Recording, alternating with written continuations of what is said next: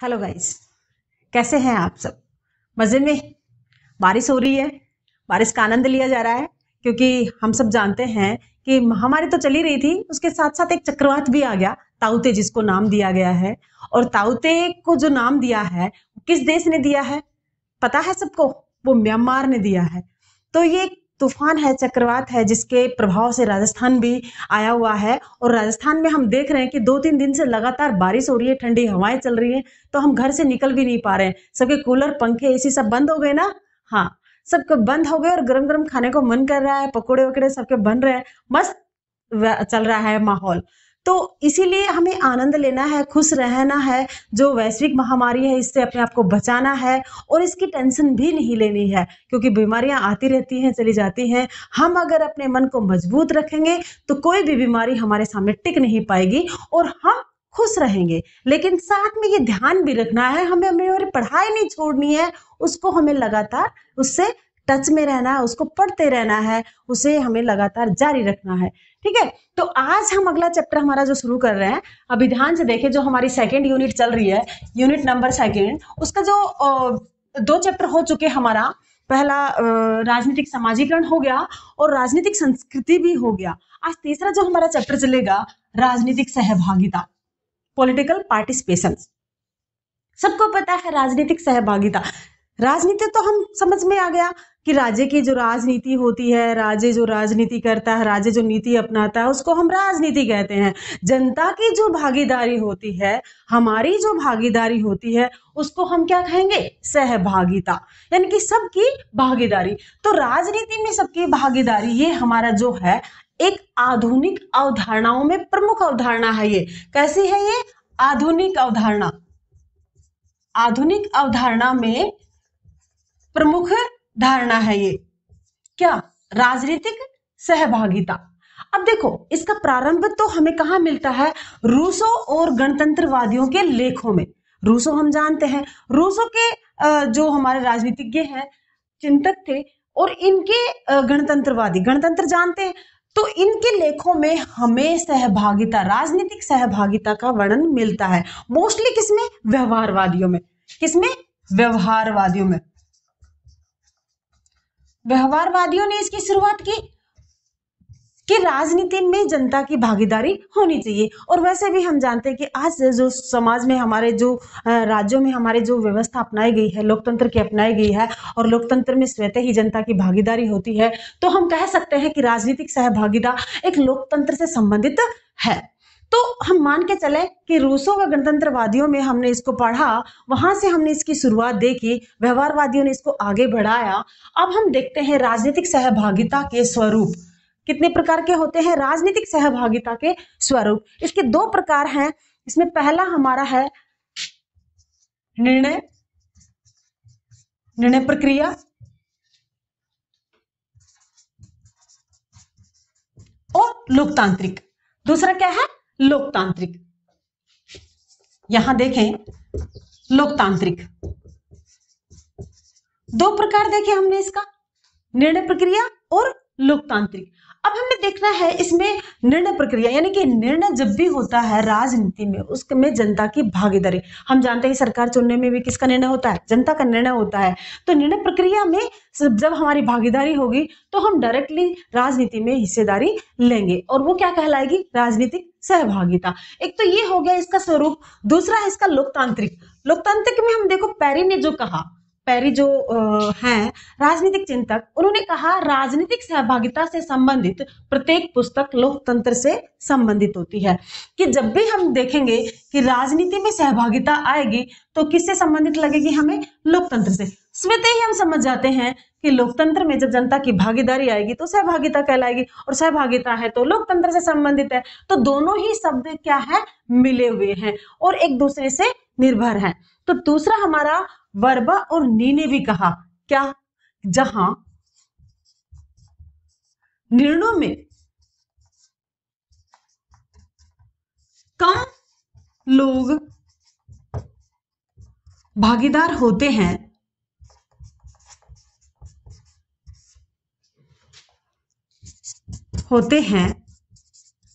वहां लोकतंत्र कम पाया जाता है।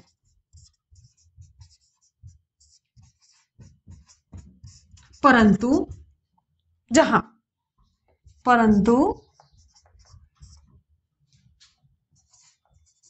जहां लोकतंत्र में अधिक भागीदारी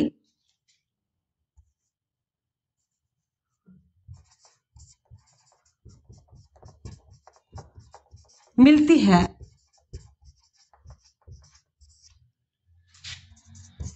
वह सफल लोकतंत्र होता है।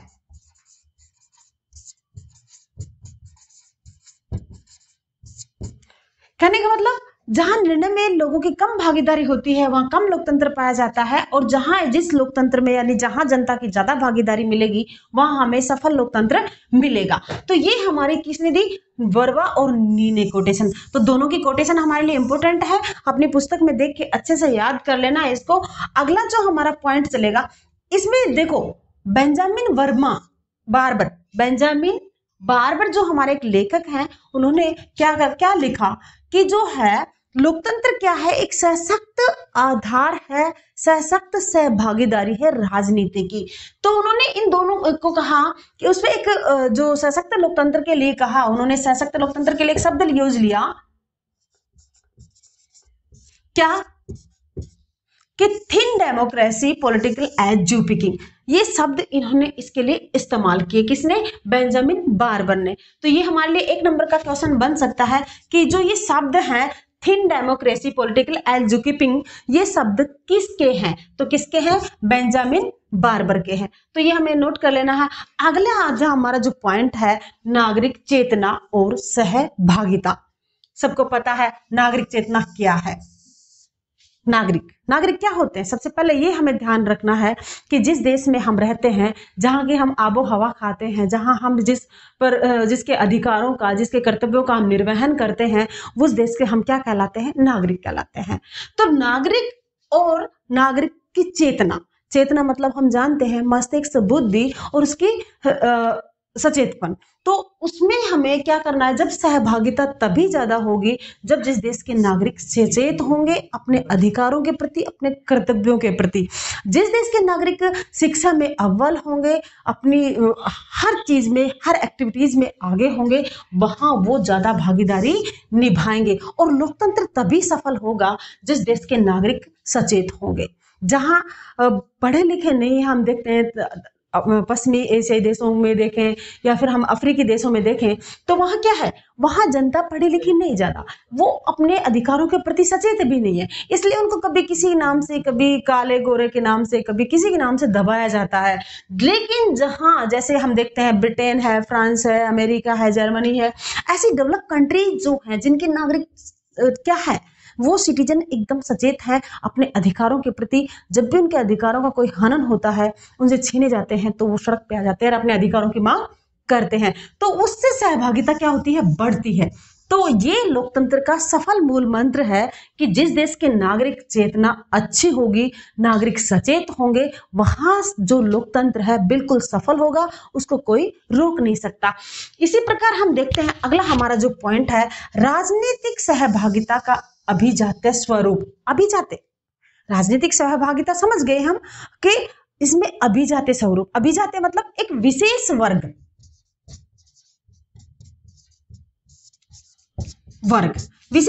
जो अधिकारों का ज्यादा इस्तेमाल करता है। हम भी जानते हैं कि हमारे जो देखें तो लोकतंत्र में विशेष वर्ग क्या है? नेता हैं, जो हमारी सरकार बनाते हैं, हमारे प्रतिनिधि हैं। क्या पूरी जनता तो साथ में नहीं जा सकती? हमारे यहाँ कैसा लोकतंत्र है? अप्रत्यक्ष लोकतंत्र।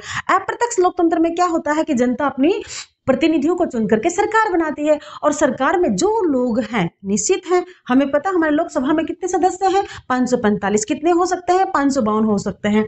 और इसी प्रकार राज्यसभा में भी हमारे 245 हैं। कितने हो सकते हैं? 250 हो सकते हैं। तो वो जो सदस्य हैं वो क्या है? विशेष अभिजात्य वर्ग। तो अभिजात्य वर्ग यानी कि एक विशेष वर्ग, वो इसमें सहभागिता लेता है।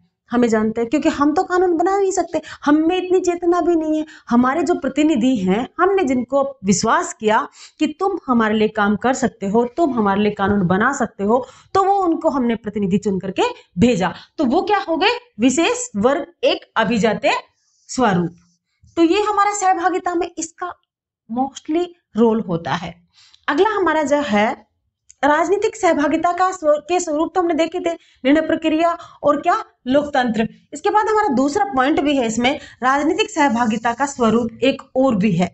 इसमें देखो, सामुदायिक गतिविधियां। सामुदायिक गतिविधियां क्या होती है? सबसे पहले हमें ये देखना समुदाय क्या होता है। समाज क्या है? एक समुदाय है ना, एक बहुत बड़ा एरिया जिसपे बहुत सारे लोग रहते हैं और एक समुदाय में इकट्ठे रहते हैं। उनकी जो गतिविधियां होती हैं, हम बहुत सारी गतिविधियां करते हैं, तो वो क्या कहेंगे? सामुदायिक गतिविधियां। और जब ये गतिविधियां एक्टिव होती हैं, समुदाय में होकर के ये लोकतंत्र को प्रभावित करती हैं, तो क्या कहेंगे? वो उसका प्रभावित करेंगे राजनीति को। तो ये क्या हो गया? राजनीतिक सहभागिता के स्वरूप में सामुदायिक गतिविधियां, इनका रोल बहुत होता है। इनके आधार पर एक जो राज्य की राजनीति है उसको प्रभावित किया जा सकता है, अपने व्यूज उसमें रखे जा सकते हैं और हम डायरेक्टली उसको अपना प्रभावित कर सकते हैं। दूसरा इसमें है सरकार और नागरिकों के बीच सक्रिय निक्रिया। ये भी हमारा सेकंड पॉइंट है कि जो राजनीतिक सहभागिता में जो सरकार है उसके बीच और उसके नागरिकों के बीच, दोनों के बीच में क्या होनी चाहिए? सक्रिय भूमिका होनी चाहिए, सक्रिय वार्तालाप होनी चाहिए। जब भी ऐसा कोई कानून बनता है उसको क्या करती है? संसद वहां पारित करती है। उसके बाद जनता भी उनको, हमने कभी संसद में लोकसभा या राज्यसभा की कभी बहस देखी होगी टीवी पे, तो उसमें देखते हैं कि कितने पक्ष और विपक्ष में बोला जाता है और फाइनली वो निर्णय लिया जाता है। तो ऐसे ही वो निर्णय नहीं होता। जब वहां विधायिका से पास हो जाता है तो वो कहाँ जाता है? उसके बाद वो राष्ट्रपति के पास जाता है और राष्ट्रपति क्या करता है? उसको पास करता है, साइन करता है, उसके बाद वो कानून बनता है। फिर भी न्यायपालिका उसको देखती है। तो जब तक जनता और सरकार इनके बीच में सक्रिय क्रिया नहीं होगी, सक्रिय भागीदारी नहीं होगी, तब तक राजनीति सहभागिता का कोई मतलब नहीं रहता है। अगला जो हमारा पॉइंट चलेगा, राजनीतिक सहभागिता के प्रमुख अभिकरण, यानी कि किन किन के आधार पर हम देख सकते हैं कि राजनीतिक सहभागिता हो रही है। एक तरह से दबाव समूह। दबाव समूह मतलब ऐसे समूह जो एक निश्चित क्रिया के लिए बनाए गए होते हैं, निश्चित उद्देश्य के लिए बनाए गए हैं,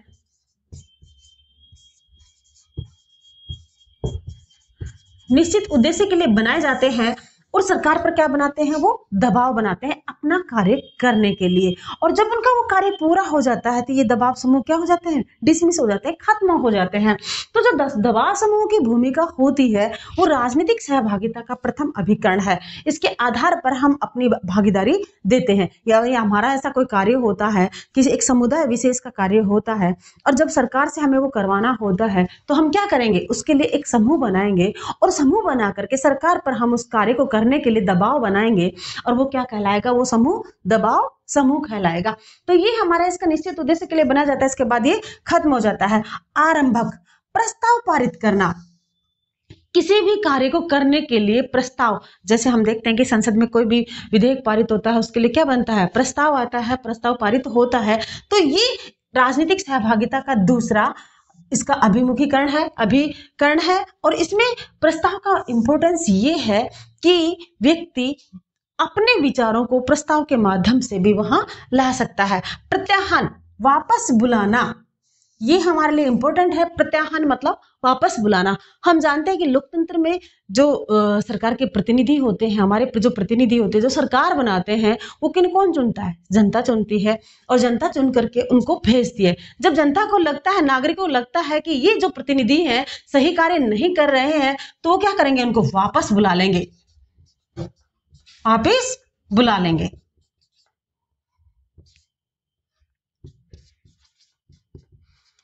और इसको क्या कहेंगे हम?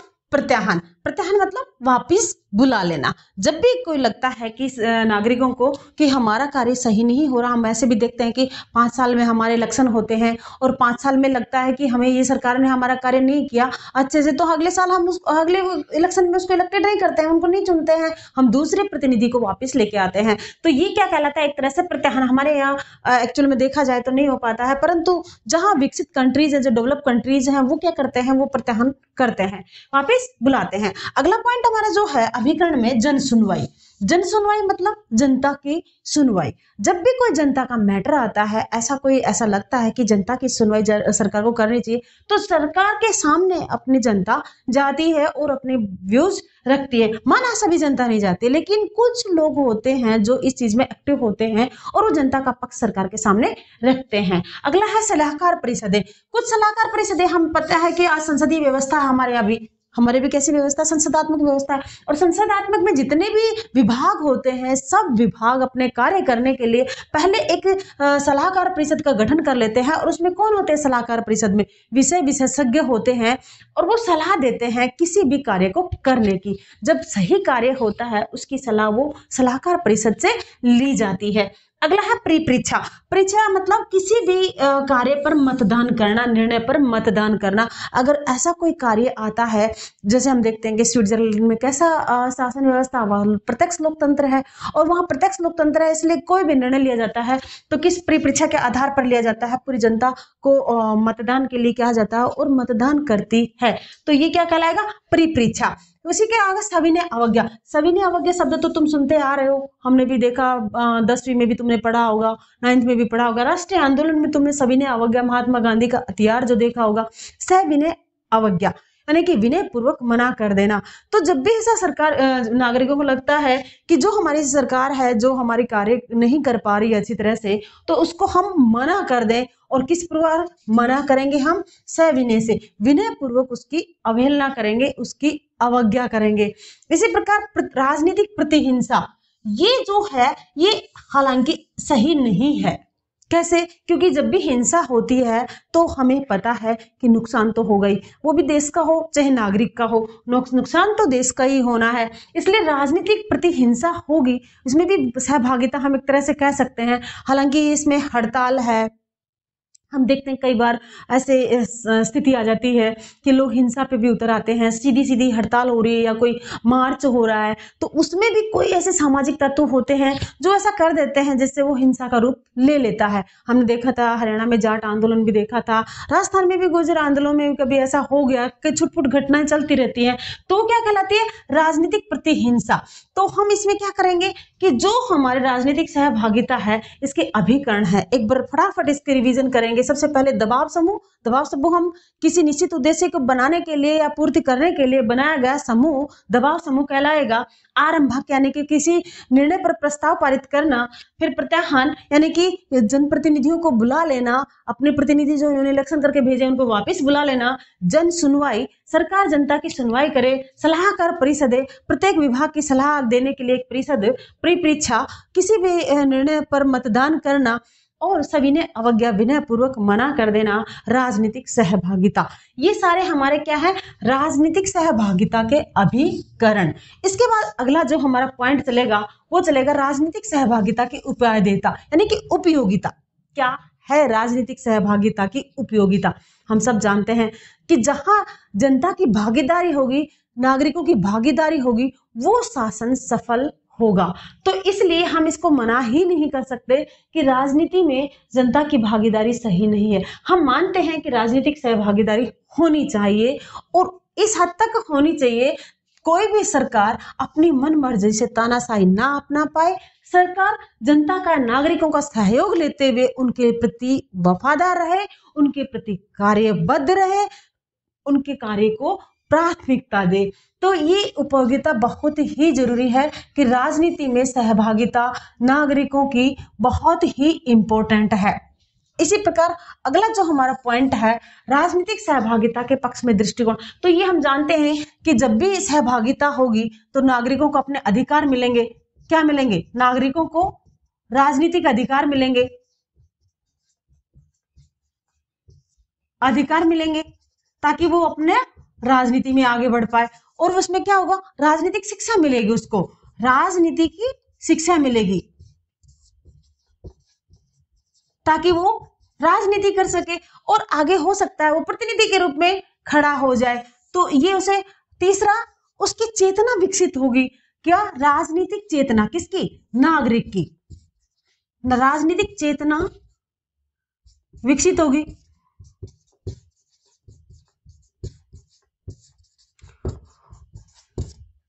चौथा, वो निर्णय सही ले पाएगा। जब भी इलेक्शन होंगे तो अपना प्रतिनिधि चुनने में वो क्या कर ले पाएगा, सही निर्णय ले पाएगा कि मुझे किस प्रतिनिधि को चुनना है। इसलिए नागरिकों की राजनीति में सहभागिता होनी चाहिए। निर्णय सही ले पाएगा यानी कि निर्णय प्रक्रिया उसकी मजबूत होगी। इस प्रकार हम कह सकते हैं कि ऐसे बहुत सारे फायदे हैं जिसके राजनीतिक सहभागिता से नागरिकों का विकास होगा, उनकी चेतना का विकास होगा। तो आज हमने ये हमारा जो चैप्टर है राजनीतिक सहभागिता, ऐसे तो हमें लगभग याद ही हो गया होगा, हमने 3-4 बार वैसे भी रिवीजन कर लिया होगा। एक बस रिवीजन मात्र से ही हमें सारे पॉइंट ध्यान में आ जाएंगे, इसलिए मैंने रिवीजन के तौर पर तुम्हें एक टॉपिक में इसको पढ़ाने की पूरी कोशिश की है। तो हमें ध्यान रखना है राजनीतिक सहभागिता क्या है। जनता की प्रत्यक्ष और अप्रत्यक्ष रूप से जनता की सरकार में भागीदारी राजनीतिक सहभागिता कहलाएगी। उसको हम सबसे पहले रूसो व गणतंत्रवादियों की किताबों में मिलता है, व्यवहार में मिलता है। व्यवहारवादियों ने इसको शुरुआत में दिया। इसके स्वरूप 2 है, निर्णय प्रक्रिया और राजनीतिक सहभागिता के लिए लोकतंत्र। और पेरी ने जो लोकतंत्र की परिभाषा दी इसे हमें याद रखना है, बरवा की भी याद रखनी है। और जो थिन डेमोक्रेसी पॉलिटिकल एडजुकेटिंग जो शब्द है बार्बर ने जो दिया है वो हमें याद रखना है। नागरिक चेतना और सहभागिता हमारे ध्यान आ गया होगा, इसके अभिजात स्वरूप भी हमें पता लग गया। इसके सबसे ज्यादा इंपॉर्टेंट जो हमारा क्वेश्चन रहेगा राजनीतिक सहभागिता के प्रमुख अभिकरण, ये हमारे 4 नंबर के क्वेश्चन में इंपॉर्टेंट है और हो सकता है 6 नंबर में भी आ जाए। तो ये हमें अच्छे से याद रखना, रट लेना है। तो ये हमारे पॉइंट थे। थैंक यू, धन्यवाद।